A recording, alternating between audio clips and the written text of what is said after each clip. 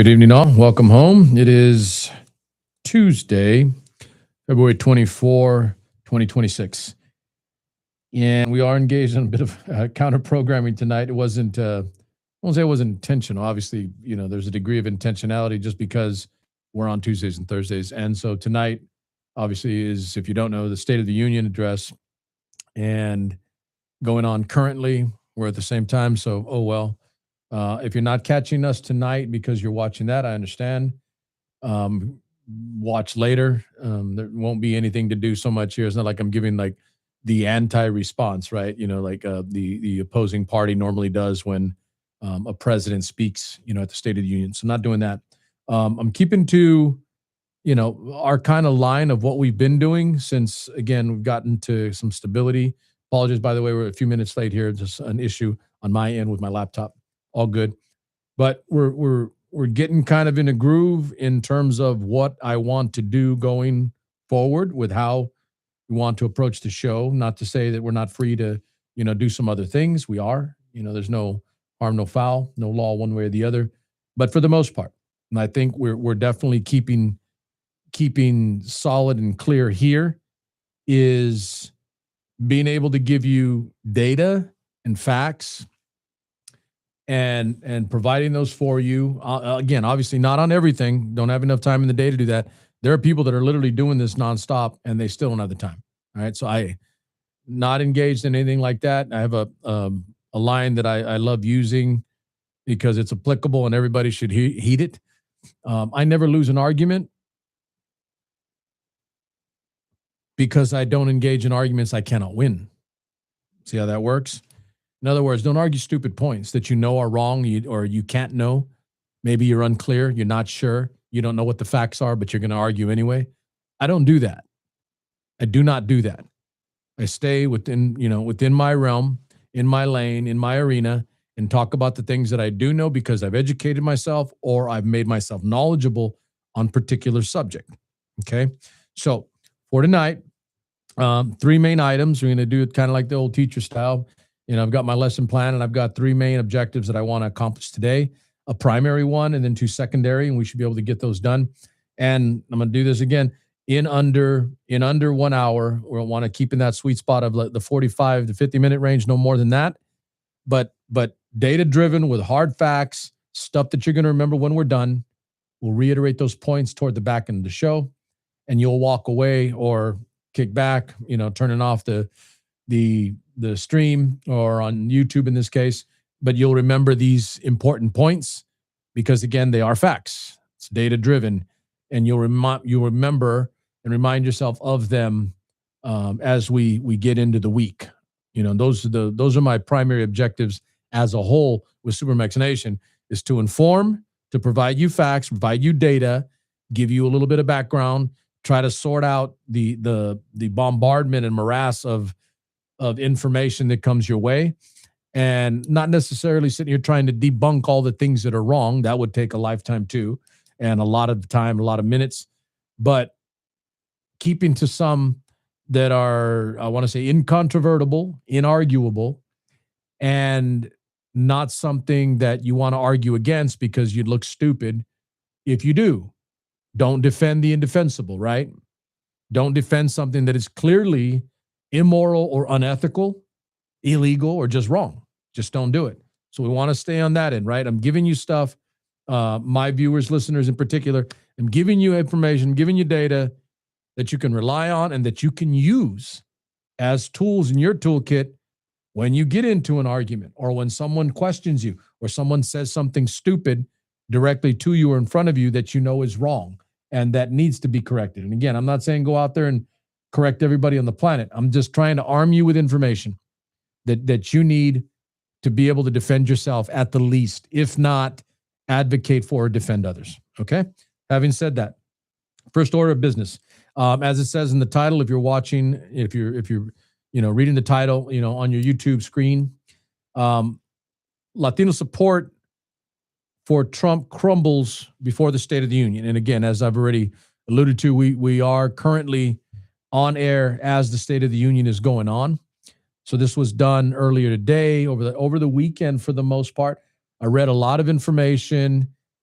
material covering different polls, and put that up front. A little disclaimer here: I don't see polls in and of themselves as end alls and explanations for everything that we deal with in politics, in government, in culture, in society, etc. I don't. However, it is data.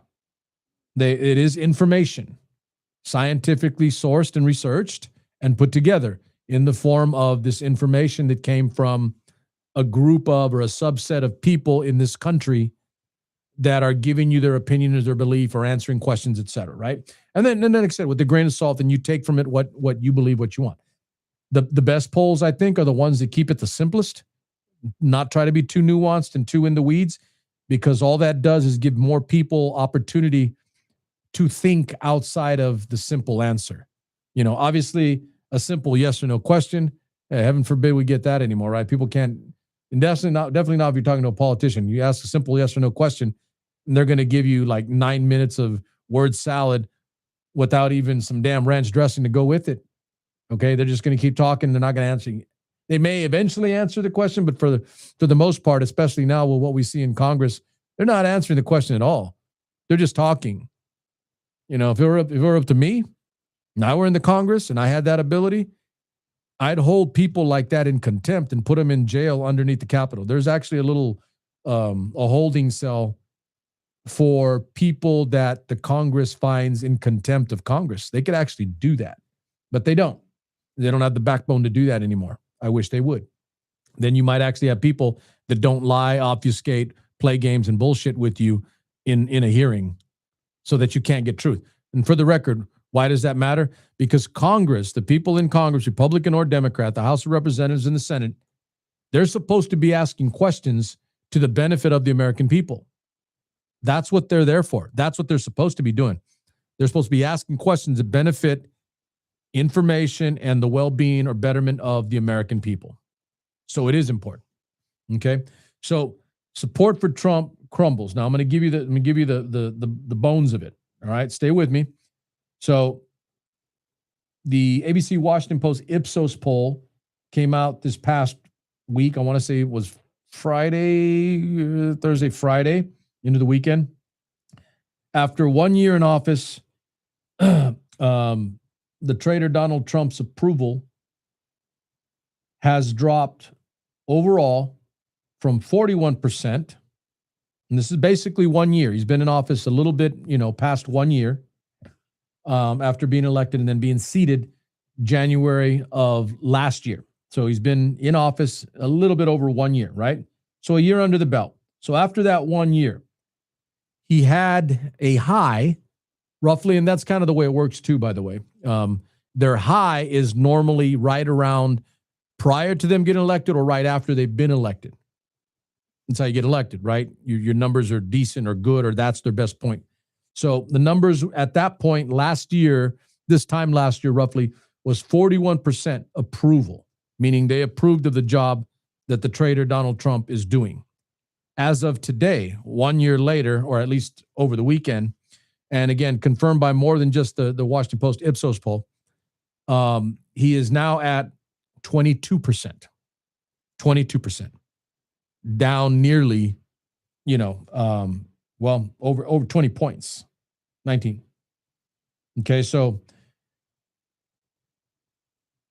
roughly, either way. So from 41%, obviously not half, numbers, down to about 1/5 of the electorate in terms of job approval. Asking someone, do you approve of the job that this person is doing? And as of right now, only 22% say yes, they approve. 22 out of 100%, right? Not good. That's pretty bad. Okay. I wanted to point this out because this is going to go to what, the title of the show is tonight and where our wheelhouse is, Supermax Nation. There has been, I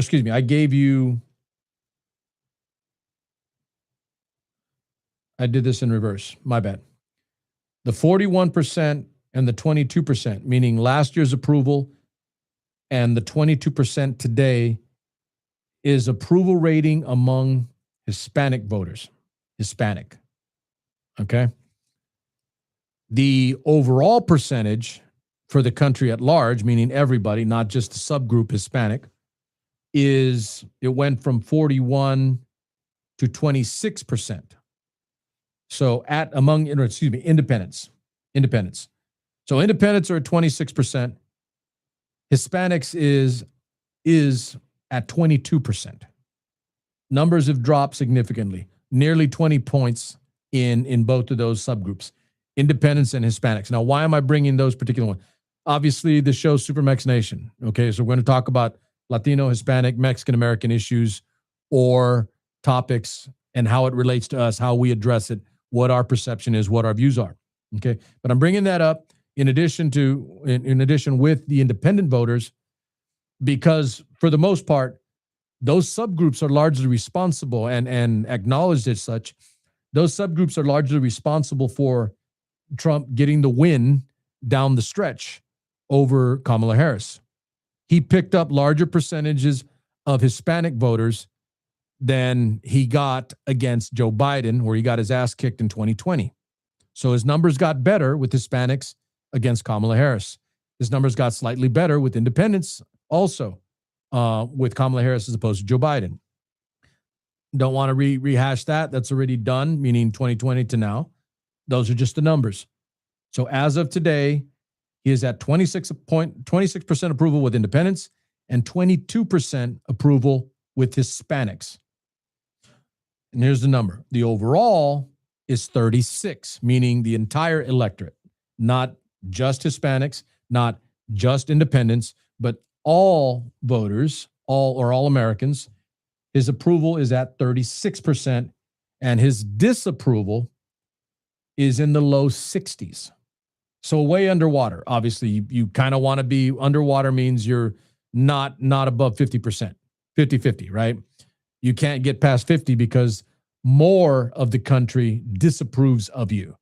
And if you're ticking beyond the 50 into 60s, you got serious issues. So again, with the grain of salt, because I've seen polls where someone was way back, way down, and then they ended up winning or, winning a race.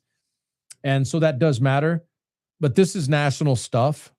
And this is significant in the sense that the numbers have deteriorated significantly over the course of just 1 year. Okay.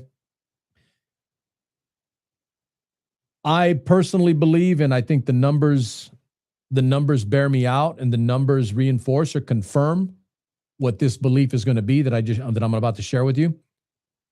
But I believe, at least in the course of it, now let's put the others aside, the overall percentage and the independent percentage.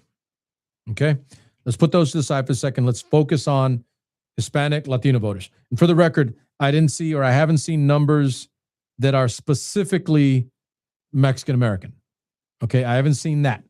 Generally, when they do large polls, like national polls, it's either the term they use is either Hispanic or Latino. If you've been on my show, if you've been watching for a while, obviously we've broken those down and we've explained or detailed out the differences in the term Latino and the term Hispanic. Won't do that here because it'll take another while, and I don't want to do that. But we have broken that down and focused on distinguishing the two different groups and what they mean. For the purposes of this exercise today, we're just going to say that most of these large polls, national polls, use interchangeably the two terms, Hispanic and Latino. Okay? Interchangeably. So let's stay with that number, though. As of now, 22% approval. 22% of Hispanics, Latinos in the country approve of the traitor Donald Trump's performance as a president after 1 year. And that is far less, nearly 20% less than what it was when he first came into office. And it's significantly less, nearly, again, 15 to 20 percentage points of representation than what voted for him. Now, I'm using this today because I'm going to point something out. For those of you guys that listen and come back to view my shows and watch and listen to the straight, honest stuff that I'm spitting at you, I have stated openly, and this isn't up for debate, it's just fact. And if you're a Trumper and you're watching, too bad. Eat it, because it's a fact. Eat the facts. The overwhelming percentage of, and stay with me, the overwhelming percentage of Mexican America did not vote for Donald Trump. Never have. Never have. And they never will. Okay? How did he win? Because he got a larger percentage against Kamala Harris than he got against Joe Biden. And that's the difference. It's that simple. Now, if you're in the Trump cult, you're like, yeah. And if you're not, you're just looking at it as numbers. The trade-off was Biden to Harris. Hispanic, Latino voters went a little bit more this way than they did to Kamala Harris. And to reiterate my earlier point and why I'm bringing this up now is because, again, even still, the overwhelming percentage of Mexican America does not support or approve of Donald Trump. Period. If you're one of them, nothing but love for you. But you're in the minority. See how that works? That's good, huh? You're in the minority. And in a very, very small minority. You're in the 22% minority, watch this, of Hispanics as a whole. Again, I don't have numbers that specify and break up specifically to what Mexican Americans are as a component of Hispanic and Latino poll numbers. But, and let's dice down here. This is important. Mexican Americans as a single group are going to represent the largest percentage of the Hispanic or Latino numbers overall. All right, you with me still?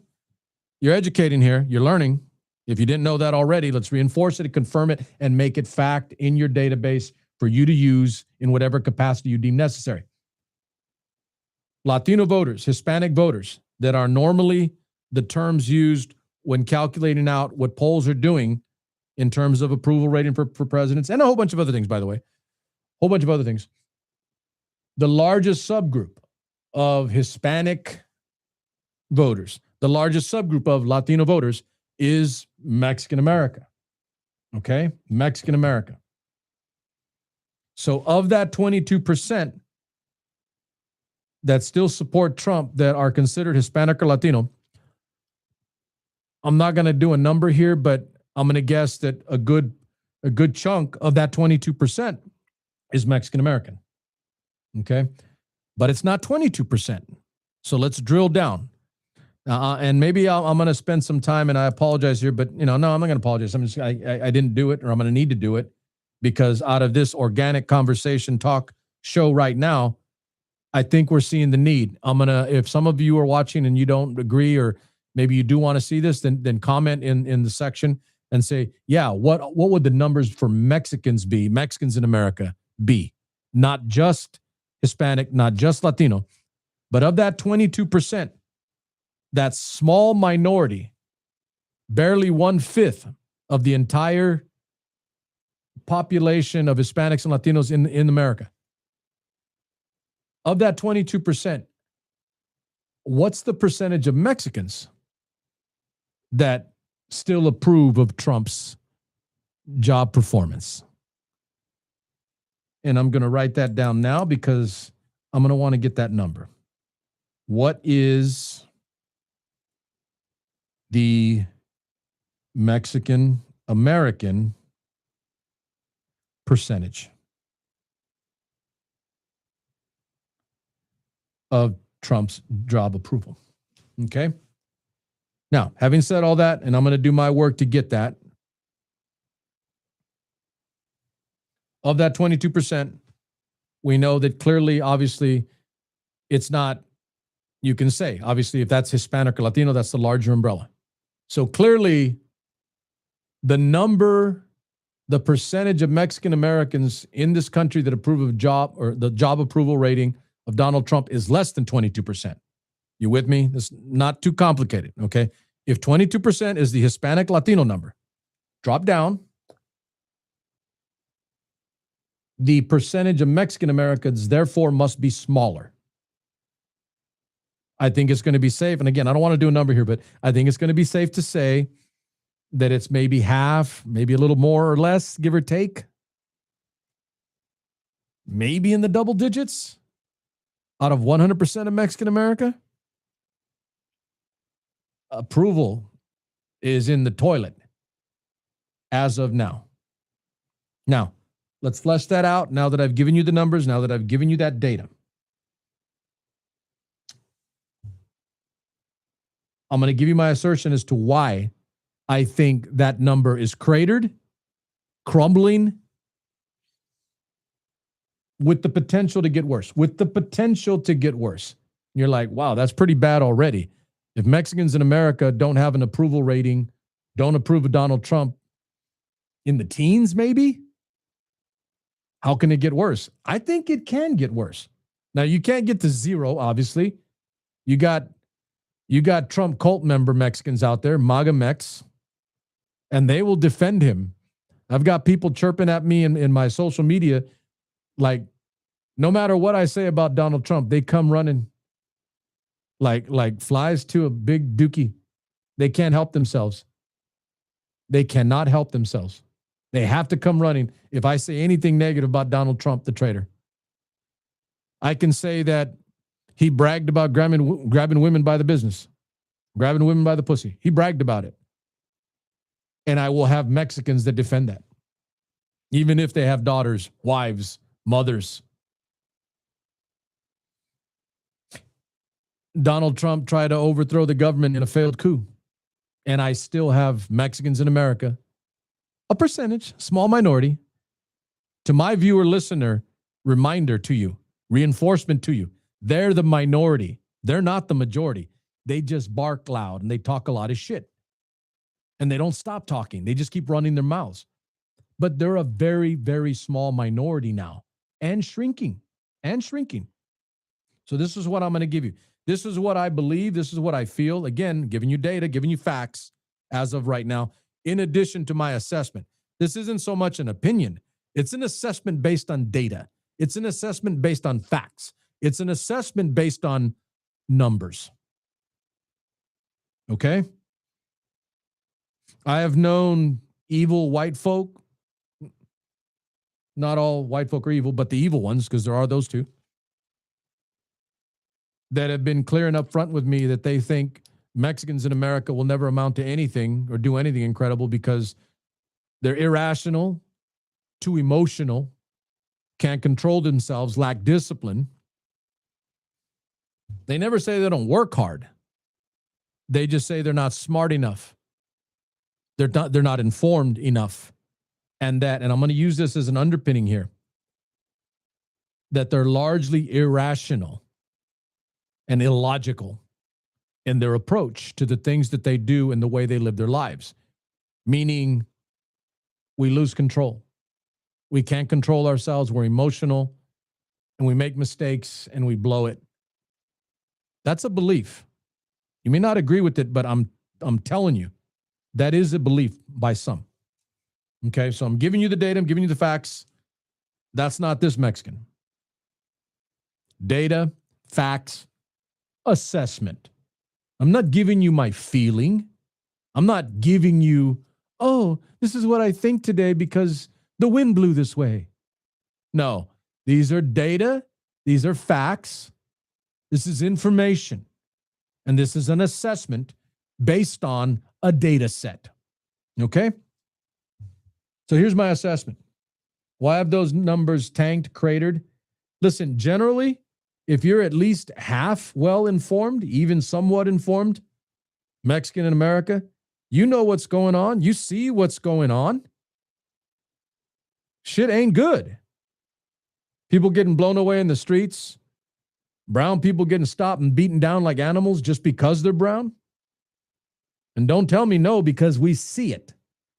It's already been seen repeatedly, consistently, all over the damn country, and for damn sure in the Pacific Southwestern states where I reside, and a lot of people that I know that are of similar background.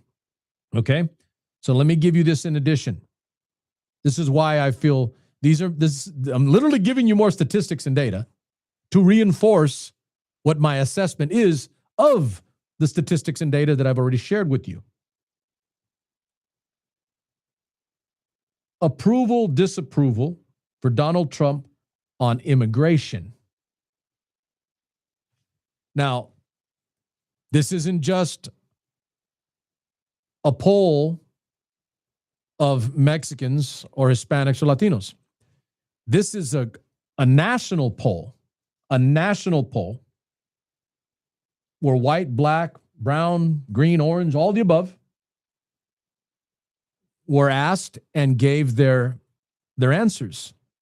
So this is a national poll with national approval, disapproval ratings, and it's not relegated to independents, Hispanics, or a subgroup. This is all of America.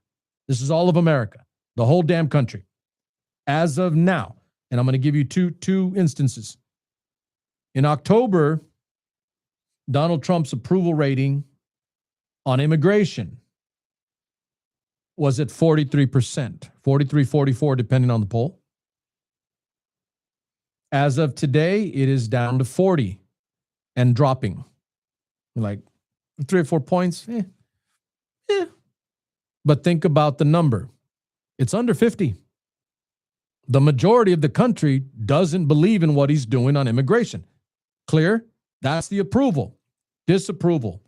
Obviously, well, the obverse of what the approval is. Clear? So 56% disapproved of his handling of immigration in October of this past year, 2025. Today, right now, 58%, close to 60% of the entire country disapprove of Donald Trump's handling of immigration. Okay? So stick that one in. Data, facts. More specifically, on immigration, and you insert the word ICE. Immigration Customs Enforcement. ICE. And here are the approval and disapproval numbers. As of right now, 31% of the entire country approve of ICE, and combined with their approach to immigration from Donald Trump. 31%. And the disapproval is over 60. 62% of America, the whole damn country, not just Mexican, not just independents, not any other subgroup, but 62% of this country right now disapproves of the traitor Donald Trump's handling of immigration, specifically with ICE involved. Now, those are the broad numbers, the large numbers. Again, this is just data. But my assessment is here, and I'm going to move on. But my assessment is here with regard to Mexican America, Hispanic America, Latin America, Latino America. Got to be careful there. When you say Latin America, obviously you think of the Southern Hemisphere, Central America, et cetera, regionally, geographically. Okay, so let's say Latino America. And the assessment is simple. More Mexicans in America, more Hispanics and Latino people in America see the result of what was promised. The promise was, and some of you may have bought into that, not everybody, obviously, because the numbers are really, really on the downside on the back half. Not a majority. This is minority stuff, okay? This is minority stuff. Majority of the country's not for it. I don't know if the majority of the country was for it to begin with anyway. The numbers were only going to go in reverse. But as of right now, all of America, the majority of America, okay, the majority of America, they have seen people killed in the street. And don't do yourself a disservice and shame yourself by trying to defend the shit that ICE is doing in the street. Well, you know what? Go ahead. Embarrass yourself. Your choice. It's a free country. Embarrass yourself. Shame yourself. Make yourself look like an idiot defending the indefensible. People are dying in the street. More and more stories are being reported and shown of women and children sent to concentration camps, because that's what they are. More people not just deported. You have examples of veterans, not a coincidence, Hispanic veterans, Mexican veterans, being detained, questioned, put into camps, etc., by ICE agents. It ain't because they didn't give up for their country, which is more than I can say for a lot of people in this country, but simply for their last name or their color. And I submit for your approval that the numbers are cratering over the course of this year, this full year in office for the traitor Donald Trump. I submit for your approval, your perusal, if you don't want to approve, that at this point, we have seen enough people, Hispanics, Latinos, Mexicans, have seen enough to understand that this was never just about we're going to go get the murderers, rapists, etc., the criminals. And for the record, murderers, rapists, criminals, two of those are what Donald Trump is. But that's what the thought was, right? That we would clean up the streets and get rid of people that were bad. And quite literally, it's almost been the opposite. You get people that are not criminals. Maybe they came over the border, and you can make the argument illegal or not, but they're not criminals. They come to work, they come to build, and for the most part, and I'm going to say this overwhelmingly most part, most of the homies that come over the border, this generation or another before, they come because they want to be a part. They're not coming to take things apart. They're coming to be a part of this thing that we call America, the good part of what the principle, our founding principles are in this country. They work their ass off. They pay taxes. They take their kids to soccer games. They support. They don't cause problems. They keep their head down. And I hate using that. I really do. It's dual meaning. They keep their head down good and they keep their head down bad, because then it allows evil people to take control of them or use them or take advantage of them. And if you're Mexican, you know what the hell I'm talking about. If you're Latino, you should know what I'm talking about. There's a price to be paid for being humble and respectful. A price in this damn country, by the way,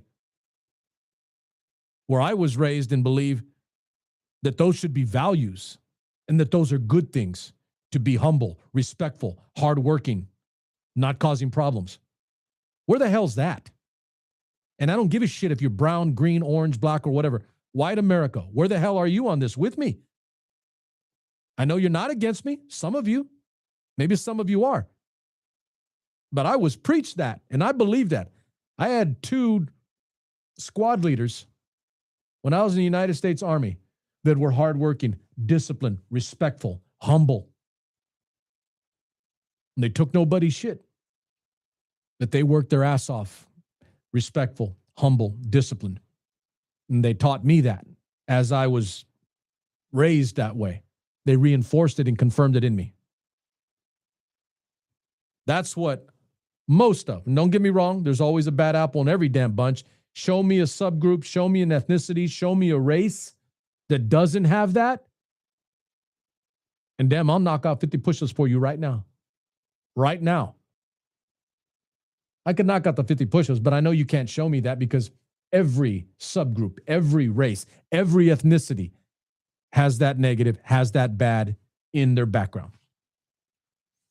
Final point to wrap up the data that I've given you. Given you a lot of data, a lot of facts, all current, by the way. I spent a lot of time over the weekend preparing for tonight's show to give you hard data, facts, information, with which you can draw your conclusions. You can listen to my assessment, believe or choose not to believe, but it's all data driven. So I do believe, based on the numbers that we are seeing now, based on sliding American approval of Donald Trump's first year in office, what he's doing out on the streets with ICE and immigration, to my brown sisters and brothers, is finally breaking through to some of you Mexicans and Latinos, Hispanics that may have voted for him. It's not too late. You can stay with them if you want. Can't force you. But I really do believe, and I know with certainty, that there is a percentage of at least, watch this, at least Mexican America that doesn't think it's okay. They don't think it's okay. And that's why his numbers are sliding. Hell, that's not even a slide. That's a free fall. In 1 year, nearly 20 percentage points in terms of the approval with Hispanic voters in America, Latin voters in America. 22%. That means that 1 out of every 5 Hispanics, Latinos in this country approves of the job that Donald Trump's doing. And at this point, I'm just like, what the hell's wrong with you? Do you see what's going on? And for me, that's more beyond assessment, right? That's a joke on my part. Like, what the hell? Anyway, that's my assessment. The numbers bear me out. It's easy to infer or deduce based on the numbers, based on the data, that Donald Trump's support with Mexican America is circling the tidy bowl right now. And I'll leave it there, but I think it might get worse. Because if I and others, you, do a good job of illustrating the facts and pointing, and I don't mean just polls, but showing the things that are being done to brown people right now in this goddamn country, then his numbers will get worse. His numbers will get worse. And by extension, his party of ass kissers, and I hate saying that because there were some good things about the Republican Party of the past, long time past, but not anymore, because they kiss his ass whole cloth. Mexican America. Okay. A little longer than I wanted to, so I got to move quick. I've said that I wanted to do a standalone one-item show on the Epstein files, the Trump Epstein files. And it keeps getting kicked back because of other things. I'm going to figure that out. But what I want to draw for you is I want to draw data. I want to show you facts. I want to show you things that were done, things that are in law, things that were in courts, sworn statements, affidavits, depositions. I want to provide you with that information so that you have and you are armed with information. So when you have a Trump cult member defending him, you shit on that and show them the facts and the data. And you just ask them bluntly, because I do this. I've done this before, and I'll continue to do it. When I get an argument or someone stupid enough to argue with me this point about Donald Trump, I ask them, do you have a sister? Do you have a daughter? Do you have a mother? Do you have a wife? And almost invariably, everybody that I'm talking to, they have something there, right? They have one of those, if not all four, right? A mother, a wife, a sister, a daughter. May not have all four, but for the most part, a lot of people I know, they do. And I asked them, if Donald Trump walked up to your daughter and grabbed her by the pussy, would you be okay with that? And then I get blank stares like, oh, that won't happen. No, he said it. He said it. That he would do it, that he's done it. It's in evidence. He's been convicted of sexual assault, abuse. We know that. So if you're a man and you're okay with that, then I got nothing for you. If you defend that, I got nothing for you. Meaning I don't even want to bother with you. No discussion, no talk. Because if you can't get past that Extremely low bar. That damn bar is so low, it's under the damn ground. It's underground. That's how low the bar is. You got to dig to get under that bar. That's how low that shit is. So I don't. Now, I bring that up for my listener, for my viewer. Give them hard facts and hard data. What he has said, what he has done. And if they're still willing to defend, then that informs and illustrates who you're talking to, what they are. Over 24 government officials and business CEOs have resigned worldwide because of the TrumpStein files. In the United States, the country that has put the files out and has the largest database of information on Jeffrey Epstein, the convicted sex trafficker, child sex trafficker, pedophile. In the United States, there have been zero other than Epstein and Maxwell. But of all those files and all the people in the files, there has not been an arrest. And they have said openly that there are no investigations going on. Yet in other parts of the world, governments are holding their people to account. So what the hell's going on in the United States? I don't think it's complicated. We are clearly making America great again through pedophile protection. That's how we're making America great. We're protecting pedophiles and sex traffickers openly. For the record, there is no debate here, by the way. There's no argument. If someone can show me that I'm wrong and there is ongoing investigations and people have been arrested, please, by all means, inform me, educate me, and I'll be happy because that's good. But that isn't the case as of right now because the Department of Justice under Pam Bondi, FBI Director Kash, I hang out in Milan for the Olympics, Patel, and of course, the sexual predator, abuser, rapist at the top isn't doing a damn thing about it. Because he knows a lot of people in the files, because no one is in the files more than him. The United States Department of Justice and Donald Trump's administration is the largest pedophile protection ring on the planet currently, as of right now. Prove me wrong, please, by all means. And I hope you do prove me wrong. I hope there are arrests. I hope there is justice for those women and those kids, those little girls. I hope there is. But you need to start taking some names and kicking some ass. Putting them in prison, investigating, finding out more, not hiding and not moving on, because that is what the Department of Justice is. I watched Todd Blanche say this thing is done, that this is over, meaning there's nothing more coming. They're not going to do anything more. That is where we are as of today. So,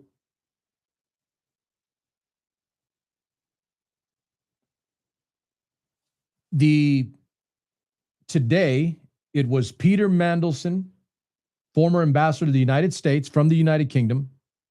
As of today, he has resigned from the British House of Lords because of his connections with and his presence in the Jeffrey Epstein Trump files.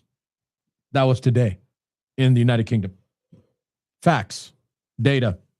The former Prime Minister of Norway, Prime Minister of Norway, an allied country, the Prime Minister, Torbjorn Jagland, has been charged with aggravated corruption linked to his connections with Epstein. He has been hospitalized due to an alleged suicide attempt. I'm not going to make light of this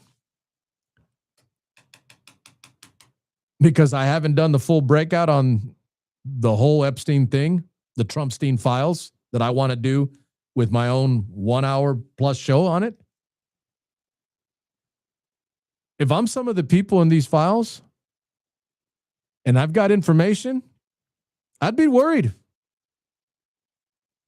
about hanging myself. Like, I'm joking, but not joking. Get it? If you're in the Epstein files and you have intel, you have information, you have data, you saw things. If I'm you, I'm worried that I'm going to hang myself. Get it? Yeah, like Jeffrey Epstein hung himself. Like the guy in France that was also in the Epstein files prior, years ago, in a French prison, almost a duplicate scenario. This was before Jeffrey Epstein. The guy committed suicide by hanging in his cell. A few years later, Jeffrey Epstein does the same thing. If I'm in the Epstein files, I'm sweating bullets because I'm worried about hanging myself. Think about that. That was recent, and that is now. And as I stated at the beginning of this point, over 24 government officials and business CEOs as of right now, and it's not done. There's more coming. But again, that's all over the world, just not the United States. Because in the United States, we're making America great again by protecting the pedophiles in the Jeffrey Epstein files. Wrap up here. I'm going to get under this hour, 50 minutes. Okay. Just quickly, not going to do too much here, just make a point. Over this weekend, the cartel leader, I think it's the Jalisco New Generation, CJNG, I can't remember the acronym is. The Jalisco New Generation cartel, headed by Mencho. He was killed. Basically, they caught him, killed him. So he's off the map. He's off the table as a cartel head. And I don't do this very often, but I'm going to do it today. I think I've said to you before, I've said on air more than a few times, I do not watch YouTube shows, podcasts. I really don't watch a lot. I do, but not for this kind of stuff.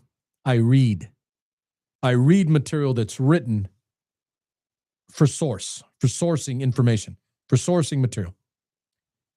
So I don't do this very often, but I'm going to do it today. The guy's name is Raul Zepeda Gil, Gil, writing in theconversation.com. And maybe I need to go back and I'm going to put this in a link.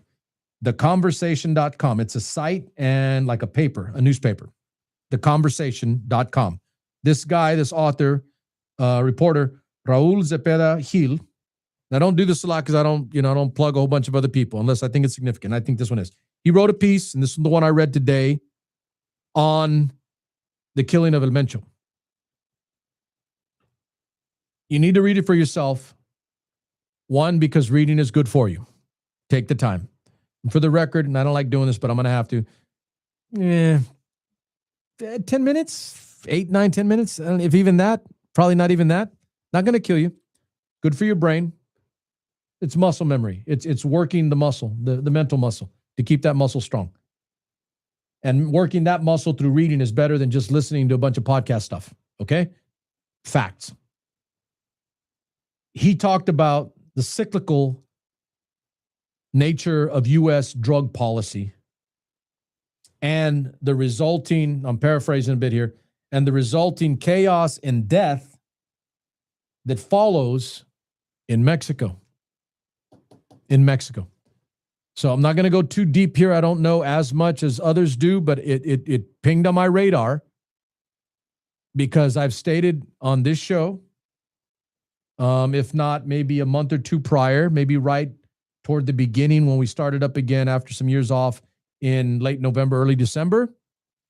And this is my final thought for the night, to do with El Mencho, cartel leader who's now dead. And apparently in a form of a joint operation between the Mexican government and the United States, because the Trump administration is going to hang their hat on and say, we're going to do something about drugs. We're going to go after the cartels where they're at. And here was my point, and that's why I'm bringing this particular article up, because undergirding my evaluation, my assessment, and my belief, this article does that. It undergirds my belief, my assessment, and what I think is the case and where we need to go. Because they point out that we've been here before. U.S. president talks badass. He's going to do this. He's going to do that. Maybe they get somebody. The next thing you know, there are people in the streets of Mexico dying and getting smoked by cartels and battles and conflicts. because in the absence of that leadership, somebody else will take their place. We know that. That's always been the way it has, what has gone on going back decades now as cartels grew and they controlled more in Mexico, the nation. Someone's going to replace him. I don't know who, but someone's going to replace him. And someone's not going to replace him because they have a board meeting and they elect the next guy. The next guy is going to have to smoke some people, kill people, or do something to get there. And it usually ends up being not just other drug dealers or narcos. It usually ends up being regular Mexican people in the street. And this article pointed that out. Now, before anybody stupid makes a stupid comment, and thinks for 1 minute that I'm endorsing or okaying, like, well, we shouldn't have done that. No, by far no. What I'm pointing out, and again, my last thought for the night, what I'm pointing out and what I've said before is you're not going to stop the problem as is by cracking down and taking out a head. It's a hydra, quite literally. Some of you don't know, that's a mythological Greek reference. Know your Greek mythology. It's not just a term that we use, although it's part of the English language now, word mechanism and use. But there will be other heads to pop up and replace it, if not multiple hydra. Okay? It will regenerate and another head will come forward. I said, and again, my final thought, I said a month or two ago, if you really wanted to stop little Billy and Joe in middle America from overdosing on fentanyl, then mom and dad in middle America, parent and teach them what is good and not good so that your kids don't get addicted to drugs. That is a hard line, a hard position. I've had people tell me that's harsh, and it is. But drugs and losing kids to drugs is harsh shit. If you really want to stop the Mexican drug trade to America, remove the demand. And there will be no supply. Econ 101. I say it, you just may not want to hear it. But as we finish this show tonight, it is the truth. It is the truth. Because decades of continued cartel activity, drug dealing, and trafficking have not subsided, have not decreased, have not gone away. And again, leave it on a strictly intellectual, economic argument. Remove the demand, and by extension, you'll remove the supply. We'll be back Tuesday. Look forward to seeing you. Comment freely in the chat. I will get there tonight or tomorrow, and I will respond or answer. More people have been slowly. Our numbers are ticking up a little bit, and I know that they will increase if I just stay consistent and keep coming. But we're getting close to, I think we were around 150 when I started back up again. We're about up to 190 now, going to get to 200. Woohoo! May not seem like a lot to others, but I don't beg, pander, or kiss ass for likes, views, or subscriptions. I want you coming here and I want you subscribing because I'm giving you the damn truth in a way that no one else is doing, at least not from a Mexican-American veteran perspective. No, I don't see it. If there is, share it with me. Last point to that, comment in the chat and I'll respond. It's not like I got a million comments, so if there's only a few, I can answer, right? And I'll talk to you and I'll dialogue. You can disagree or agree with me and we'll talk about it. That's America. That's my America. I'll see you on Thursday. Until then, stay informed, stay educated, and don't fall for hooey. Don't fall for the garbage. Nothing but love for you.